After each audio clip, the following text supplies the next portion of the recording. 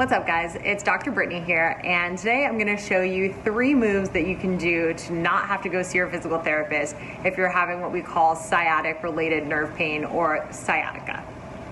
Alright, so the first thing we're going to do is a piriformis stretch. So you're going to start with both knees bent, and then you're going to take whichever the affected side is and cross it over into a figure 4 kind of position.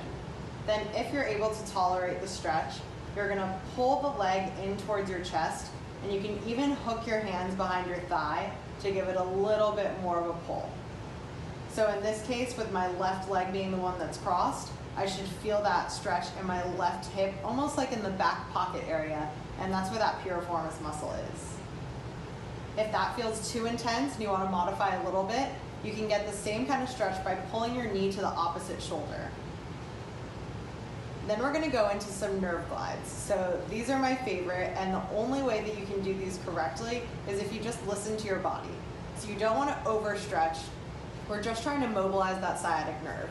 So if you picture it running all the way down the leg into the back of the foot, we're going to try and do what's called flossing. So we're moving that nerve up and down through its full length. So you're going to start here lying on your back and then put your hands behind your thigh.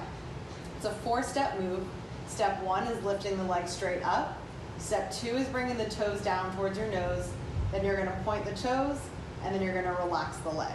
You don't want to hold that end range position for more than just a couple of seconds or kind of just flowing through like I just did. And you only want to do 10 repetitions, but you do want to do it a little bit more often. So in the beginning, you want to do them every 2 to 3 hours. Now you'll notice as you start to do them that you'll get a little bit looser, and maybe some hamstring or calf tightness that you were feeling initially behind the leg might also start to loosen up, and you might even be able to bring that leg in closer to you.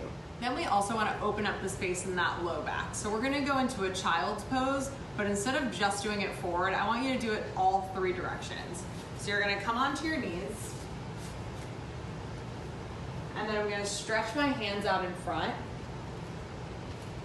And as I'm stretching the arms forward, I'm also pushing the hips back so that my butt stays down back on my feet and I'm not up here in this position.